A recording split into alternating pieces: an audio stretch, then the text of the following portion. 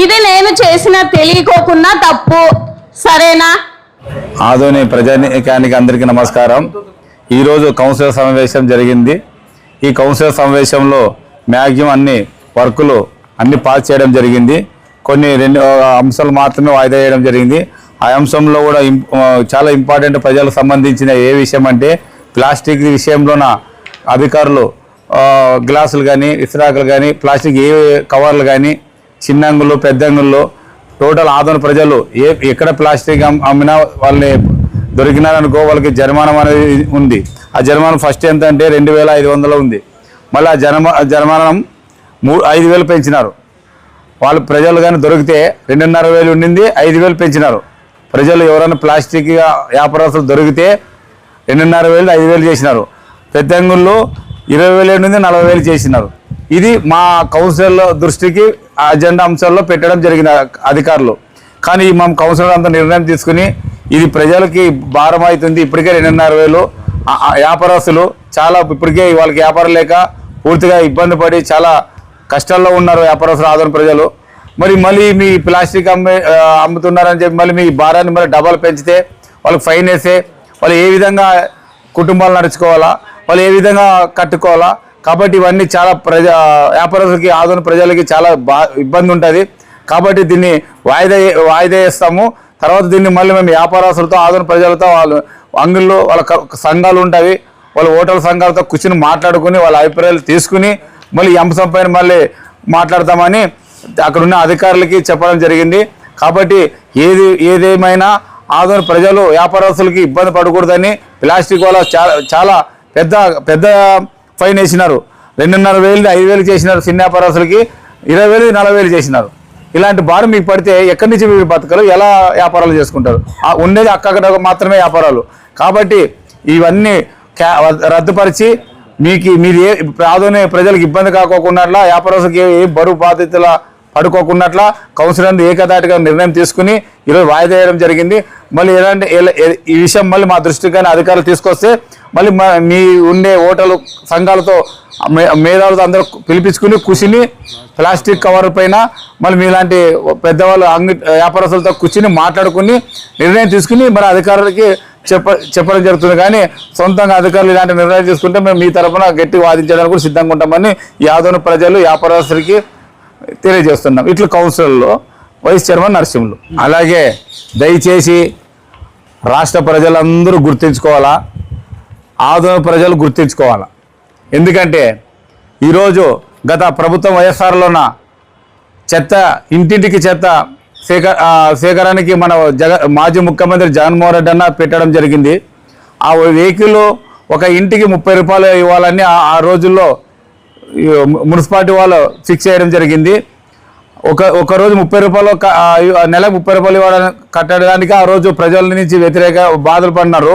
దానికి కొంతమంది నాయకులు ఆ రోజు ఆ ప్రతిపక్షంలో ఈరోజు అధికారంలో ఉన్న నాయకులు ఆ రోజు ప్రతిపక్షంలో ఉన్నప్పుడు చాలామంది 30 రూపాయలకి ఈరోజు కలెక్షన్ చేస్తున్నాడా, ఏం ప్రభుత్వము లాస్ట్ చెత్త వాళ్ళ మీద కూడా పడినాడా ఈ ముఖ్యమంత్రి అని ఆ రోజు ఎంతోమంది ఎన్నో విధాలుగా నాయకులు మాట్లాడడం జరిగింది ఆ రోజుల్లో. ఈరోజు అధికారంలో ఉన్న నాయకులు ఆ రోజు ప్రతిపక్షంలో ఉన్నప్పుడు.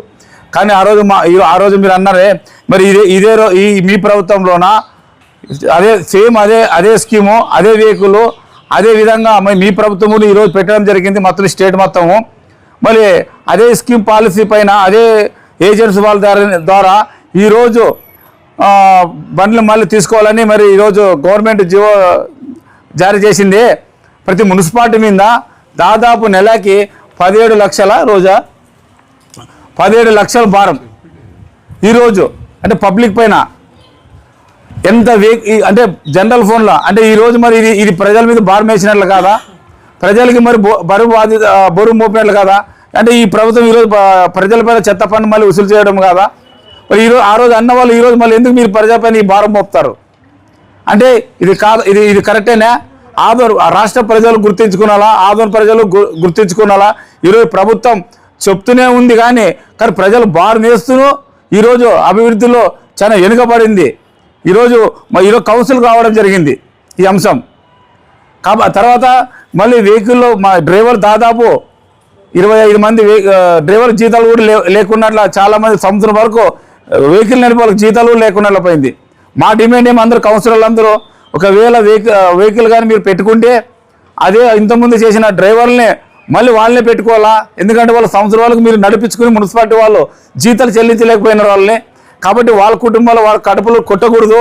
కాబట్టి అదే వ్యక్తుల్ని మళ్ళీ వెహికల్కి డ్రైవర్ పెట్టుకుంటే కనీసం వాళ్ళకి ఉపాధి కలిగించినట్లు అవుతుంది.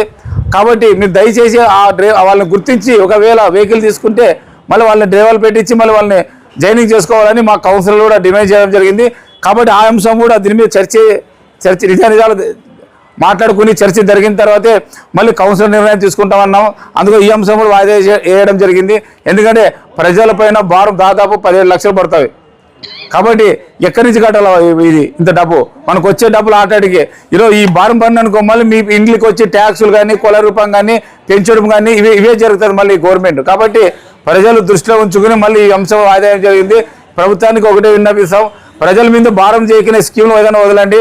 ప్రజలపైన భారం వదిలి ఈరోజు ప్రజల్ని ఇబ్బంది పెట్టే పని చేయదని ఈ ప్రభుత్వానికి విన్నపిస్తున్నాము. దయచేసి అర్థం చేసుకోవాలని కోరుకుంటాం. ఇప్పుడు మేము వర్కర్స్ పని చేసిన వాస్తవమే, వాళ్ళకి జీతాలు ఇవ్వాల్సిన వాస్తవమే.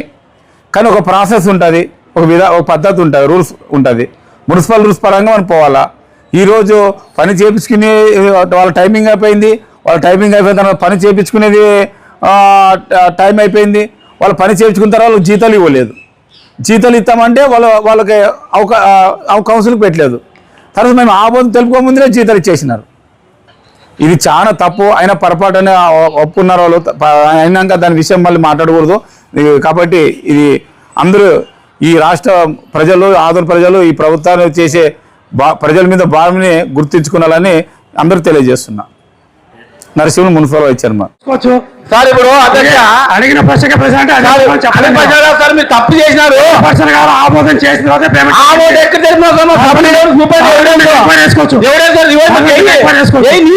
చేసిన తప్పు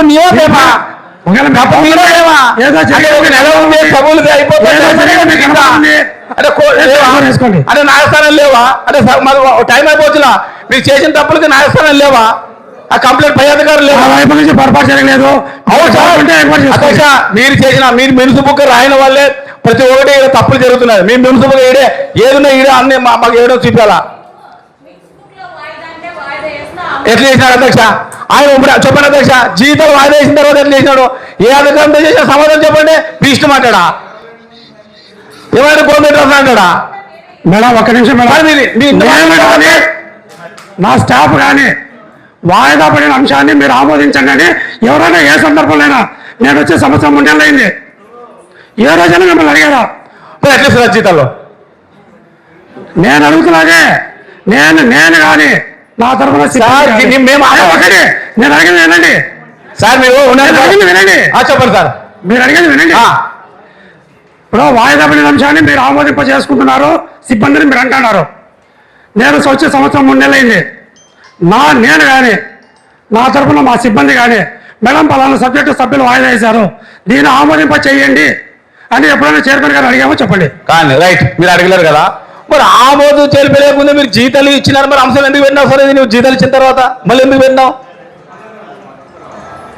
సార్? ఎందుకు పెట్టినావు సార్? నువ్వు అడగలేవు అంటే నువ్వు చేసేస్తావా నీ ఇష్టాంతరంగా? నరసింహన్న ఇప్పుడు దీని ఏం సమాధానం స్వామి? సమాధానం ఏం చెప్తారా అధ్యక్ష? ఆ పొరపాటు అయిందని చెప్తున్నారా? రాసుకోండి అబ్బా. చైర్పర్సన్ కమిషనర్ పొరపాటు అయ్యింది అంటున్నారు, రాసుకోండి. నెక్స్ట్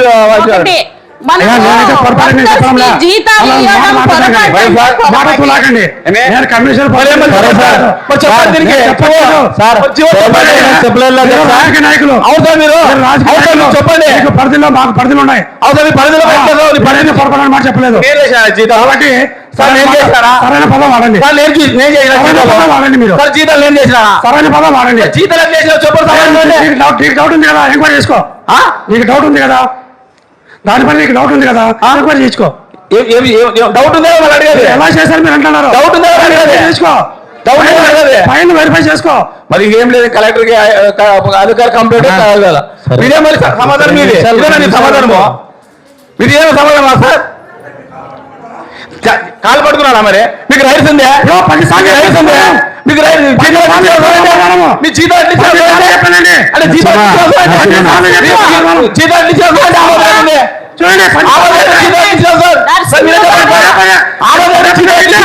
నర్సింహలో కాదు జీతాలు ఇవ్వడం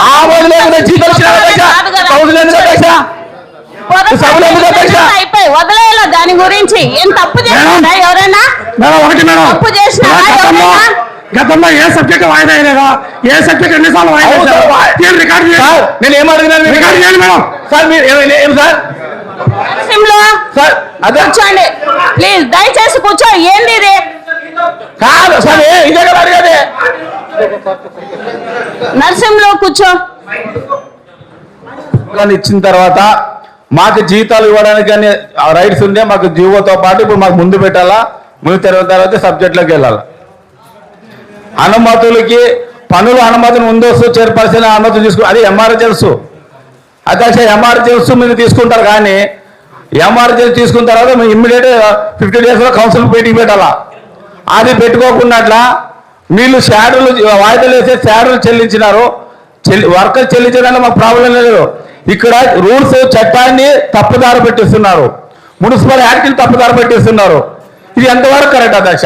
ఈజీఎంలో మేము ఇక్కడే మాట్లాడము.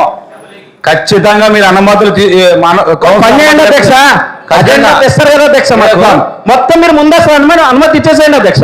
అన్ని పనులు అయిపోయిన తర్వాత అధ్యక్ష కౌన్సిల్ ఎరకకు అని ఒకటి పేపర్లో పెట్టేసి ఇచ్చేసేయండి అధ్యక్ష. మేమందరూ చూసి మా బాలాజీ గారు అన్నట్లు స్వీట్లు తిని చప్పట్లు కొట్టేసి వెళ్ళిపోతాం అధ్యక్ష ఇంట్లోకి. స్వామి ఒక్క నిమిషము. ఈ మ్యాటరు మనము పోయినసారి బడ్జెట్ లో ఫస్ట్ మనము సాధారణ సమావేశం జరగాలన్నప్పుడు ఈ ఫస్ట్ది మనము ఆమోదించినాం. కాకపోతే మళ్ళా మనము సార్ ఉన్నారు తర్వాత బడ్జెట్ ఇది ఎందుకు ఆమోదించినామంటే ఈ వర్కర్స్ది 12,000 నుంచి 3,000 పెంచే జీతం కాబట్టి నర్సింహులు స్వయంగా ఇక్కడికి వచ్చి వైస్ చైర్మన్ అక్క దీన్ని పాస్ చేద్దాం, ఇది మనం నిలబెట్టేది కాదు అని చెప్పినారు కాబట్టి నేను పాస్ అని చెప్పినాను. స్వామి రికార్డెడ్ చెప్పండి సార్ మేడం, మేము పాస్ అని చెప్పినట్లు నీవు చెప్పినట్లు రికార్డెడ్ చెప్పండి. 60 పాస్ అయ్యింటే అసలు సబ్జెక్ట్ మళ్ళీ ఎందుకు వస్తారు అధ్యక్ష దీంట్లో? ఏంది ఇంత మళ్ళా చెప్పేది సభలో కొన్ని నిజాలు ఉండాలా? ఈ పేపర్ తీయాల్సి ఉంటుంది సార్ మీరు. అధ్యక్ష చెప్పేది వినండి. ఆ రోజు పాస్ అన్నందుకు దీన్ని పాస్ చేసినాం మనం అంతే. పాస్ అనలేదు ఉంటే చెప్పండి. ఇన్ని అబద్ధాలు చెప్పకూడదు. నా దగ్గరకు వచ్చి చెప్పినా నీవు ఏదైనా ఏంటి అధ్యక్ష నీ దగ్గర చెప్పేది నాకేమన్నా నేను పని చేస్తున్నా నా ఇంటి వాళ్ళు పని చేస్తారు అధ్యక్ష మీ ఇది సరే ఇది నేను తెలియకోకుండా చేసిన తప్పే వదిలేయండి ఓకేనా? అయిపోయిందా? ఇది నేను చేసిన తెలియకోకుండా తప్పు సరేనా? ఆ మాట అనకూడదు అధ్యక్ష. మీరు తెలియకోకుండా అర్థం కాదు. నర్సింహుల కంటే నేనేం చెప్పాలి నేను అనకూడదు. కొత్త వర్కర్స్ మనకు ఎన్ని సంవత్సరాల నుంచి పనిచేస్తున్నారు, 6 నెలలు జీతం లేదు వాళ్ళకి. మనం 12,000 మాత్రమే. మళ్ళా దాన్ని పెండింగ్ 6 నెలలు ఎందుకు లేదు అధ్యక్ష? 6 నెలలు ఎందుకు లేదు అధ్యక్ష జీతం? 6 నెలలకు ఒకసారి ఇస్తారంటే వాళ్ళు వర్కర్స్ నా దగ్గర చెప్పినారు మేడం జీతం రాలేదు అని.